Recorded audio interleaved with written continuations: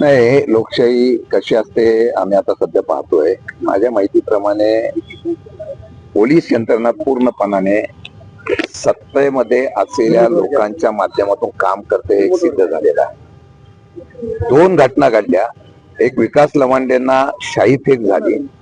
संग्राम भंडारे म्हणून कथित असलेल्या महाराजाने त्याच्याबरोबर फार साधू संत असलेली सगळी लोक होती त्या दिवशी, ज्यांच्यावर क्रिमिनल गुन्हे दाखल आहे.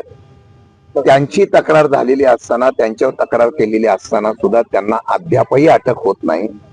आणि दुसऱ्या बाजूला सनातन लोकांनी वारकरी पंथामध्ये घुसखोरी केली याचा उल्लेख केला म्हणून व्यक्ती स्वातंत्र्य आणि लोकांच्या असलेल्या स्वातंत्र्याला गदा आणण्याचा प्रयत्न वाघोली पोलीस स्टेशन मध्ये पाहायला मिळाला.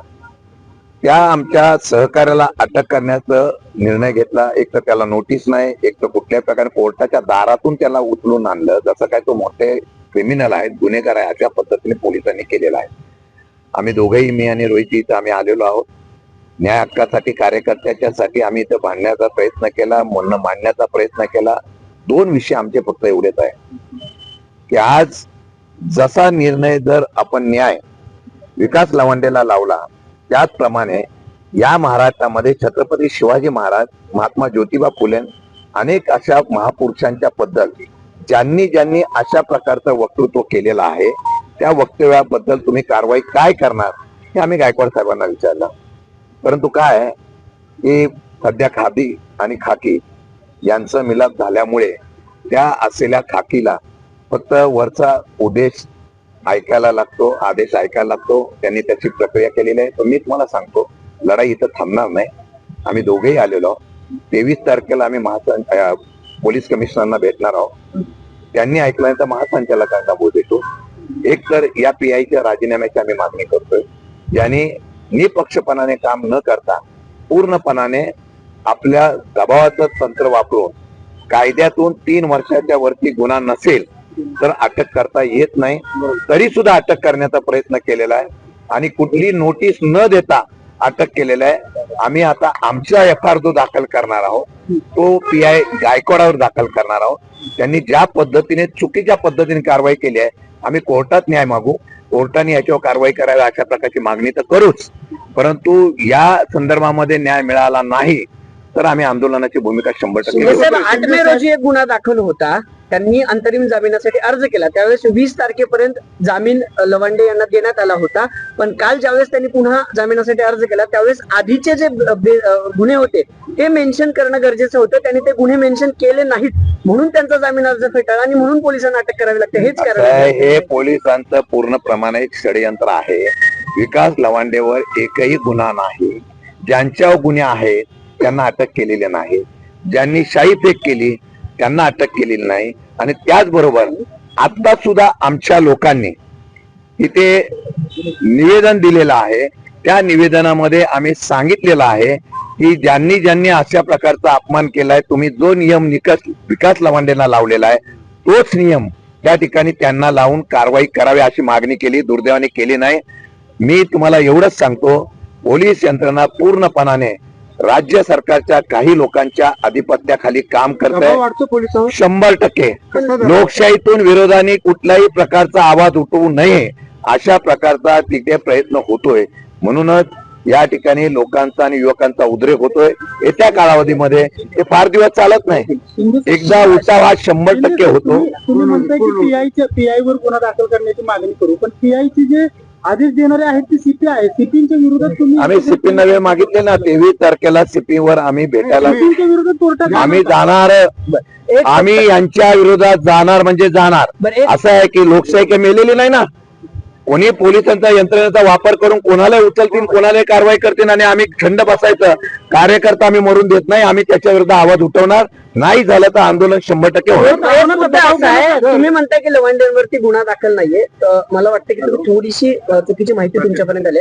पंढरपूरला एक गुन्हा दाखल होता लवांडे यांच्या विरोधात. अजून हेच वारकरी संप्रदायाच्या विरोधात जे त्यांनी असं कथित वक्तव्य केलं म्हणून तो अर्ज होता. ती माहिती कोर्टात, अशी काही माहिती आहे का? फक्त मला एक सांगावं, त्यांनी एक मिनिट, त्यांनी कुठल्या प्रकारचा गुन्हा केला? गुन्हेगार कशाला म्हणतात? नाही, तो FIR क्रिमिनल होती, असेल, हा, बरोबर. तो काय असेल, खोटे गुन्हे दाखवलेले आहेत. खोटे गुन्हे दाखवून त्या ठिकाणी पोलिसांनी आणि पीपीने सुद्धा खोटे गुन्हे दाखवले, त्यांच्यावर हा गुन्हे दाखल आहे. कोर्टाच्या समोर सुद्धा खोटी माहिती दिलेली आहे, हे आम्हाला कळलेलं आहे. म्हणजे प्री प्लॅन चाललेला आहे. लोकशाहीमध्ये या लोकांना विरोधच करू नये अशा प्रकारचा प्रयत्न सुरू आहे. राजकीय दबाव या सगळ्यामध्ये लवंडेवरती होता, त्यांच्यावरती हल्ला झाला, दुसरीकडे त्यांना गुन्हा दाखल करून त्यांच्यावर अटकेची कारवाई होती. काय वाटतं? हेच लोकशाही सध्या राहिली नाही. देशात राज्यात हुकुमशाही चालू आहे. आम्ही म्हणून तसा विरोधकाचा आवाज व्हायला. तर तुम्ही प्रश्न विचारला, लवांड्याची अडचण काय झाले? त्यांनी फक्त वर्मा बोट ठेवलं आणि वारकरी संप्रदायाचा महाराष्ट्राचा जो वारकरी संप्रदाय आहे त्याच्यामध्ये काही लोक ज्या पद्धतीने ते हस्तगत करण्याचा आणि घुसखोरी करण्याचा प्रयत्न करतात, त्याचा आवाज उठवला म्हणून एक गुन्हा दाखल होतो. आणि मग लवांडे हे निमित्त आहे. वारकरी संप्रदायाच्या विचारावर ज्या वेळेला आवाज उठवण्याचा प्रयत्न केला जातो त्या लवांडे निमित्त आहे. असं कोणी करू नये, आम्ही घुसखोरी करत राहू अशा प्रकारचा संदेश देण्यासाठी ही कारवाई झाली. शिंदे साहेब, अलीकडे खरं तर हा वाद जुना आहे, म्हणजे आज नाही, घुसखोरीचा आरोप खूप जुना आहे पुरोगामी कारखान्यानं सातत्याने. ते पण अलीकडे तो समोर आलाय तो पवार साहेबांच्या एका लेखामुळे, दिल्लीत झालेल्या कार्यक्रमातील स्पर्धेतील लेखामुळे. त्यानंतर लवांडे जास्त आक्रमक झाले, पण लवांडेवर डायरेक्ट अटकेची कारवाई होती, त्यांच्यावर साहित्य होते ते अजून मुकट आहेत. मग आता पवार साहेबांनी लेख लिहिलंय, मग सरकार हे पवार साहेबांवर कारवाई करणार का? कारवाई करून दे, मग बघू. लवांडेवर कारवाई झाली तर आम्ही इथपर्यंत आलोय. अजून ते लवांडेचा कारवाईचं आम्ही सोडलेलं नाही. अजूनही आम्ही आवाज सीपींना भेटणार, सीपींवर मोर्चा काढू. तिथून न्याय नाही भेटला तर महासंचालकांना भेटू, महासंचालकांना भेटून न्याय व्यवस्था भेटली तर मग दुसरी न्याय व्यवस्था काय त्याच्याकडे न्याय मागू. फडणवीसांकडे जाणार का? गृहमंत्री आहेत, गृह खाते त्यांच्याकडे आहे. मुळात गेल्या अनेक दिवसांपासून हा मुद्दा सगळा चालू आहे. तुम्ही फडणवीसांकडे जाणार का? गृह खाते काय करावं? कारवाई करू नये मग का कारवाई करावी? कारवाई करावी. असंच राज्यात चालवं म्हणून सांगायचं. आता ते तुम्ही विरोधक आहेत, तुम्ही त्यांना काही आम्ही सांगायला फडणवीसांकडे जायची गरजच नाही ना, आम्ही रस्त्यावर उतरू ना. शिंदे साहेब, दुसरा प्रश्न आहे. नवी मुंबईमध्ये जे पोलीस आयुक्त आहेत आणि इतर वरिष्ठ अधिकारी अनेक वर्षापासून एकाच ठिकाणी ध्यान म्हणून. आता तो इथला प्रश्न इथं सर, संग्राम भंडारे असं म्हणतात की वारकरी संप्रदायाने कायदेशीर पद्धतीने विकास लवंडेचा तोंड आता काळ केले. ही कायदेशीर प्रक्रिया असेल तर सरकारने आम्हाला सूट द्यावी. संग्राम भंडारीचं पण तोंड कसं काळा करायचं ते पण आम्हाला येतो. फक्त आम्हालाच कायदा येतो आणि त्यांना कायदा नाही. माझं गृहमंत्र्यांना, मुख्यमंत्र्यांना आणि सर्वांना मागे पण मी सांगितलेलं आहे, जर तशी आम्हाला पण सूट दिली तर आम्ही पण आमची ताकद विरोधकांची काय दाखवू शकतो. आम्हाला सुद्धा कायदा हातात घेऊ शकतो. आम्ही कायद्याने चालतो, लोकशाही विश्वास ठेवतो. आजही संग्राम भंडाऱ्यावर कारवाई होत नाही, दुर्दैव आहे. आणि वारकरी संप्रदायामध्ये दादागिरी करणारे वारकरी निर्माण झाले, हेच महाराष्ट्राचं दुर्दैव आहे. आम्ही त्याच्यावर बोट ठेवतो. आणि जर असं वाटत असेल पोलिसांना, सरकारला, तर आमचं आव्हान आहे, एक दिवस मोकळीक द्यावी. त्यांनी यावं समोर, आम्ही येतो समोर. कोण कोणाचं काळ करतोय तोंड ते बघून का आपण. एक फक्त राजकीय लढाई कशी आता कायदेशीर तुम्हाला मिळालं काय जे दिसतंय समोर आहे, सांगायची गरज नाही. मग रस्त्यावरची लढाई कशी लढणार तुम्ही? लोकशाहीमध्ये न्याय मागायला लागतो ना. कोकरत पार्टी अशीच जन्माला आली नाही, विरोधातूनच जन्माला येते. लोकांचा विरोध एवढ्यासाठी आला की देशाच्या मोठ्या पार्टीच्या विरोधामध्ये एवढ्या मोठ्या संघांमध्ये युवक उभे राहत आहे. आम्हाला फक्त एवढंच करावं लागेल. सुरुवात आम्ही पेटवायचं काम, वाद पेटवायचं काम करू. तो लावा होईल एवढी आम्हाला अपेक्षा आहे. 2029 लांब नाही.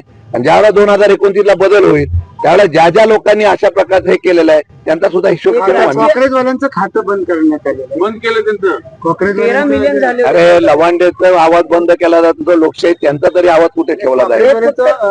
राजकीय प्रश्न एक आहे संजय. माझी एवढीच विनंती आहे, जरी तुम्ही त्या त्यांना भेटून एखाद्याने आवाज उठवला, एखाद्याने आवाज उठवला त्या दीपकरावांना सुद्धा अटक होऊ नये, त्याच्यावर कुठेतरी कारवाई होऊ नये, एवढीच आमची त्याच्यावर अपेक्षा आहे. तुमचे काही आमदार आणि काही नेते शिवसेनेच्या संपर्कात आहेत असा आमचे दावा. नाही हो, आमचे. हो, राष्ट्रवादी काँग्रेसच्या काल बैठक झाली, तुम्ही काही काळजी करू नका. आम्ही आहे तिथे मजबूत आहोत आणि 2029 ला आम्ही सत्तेवर येऊ.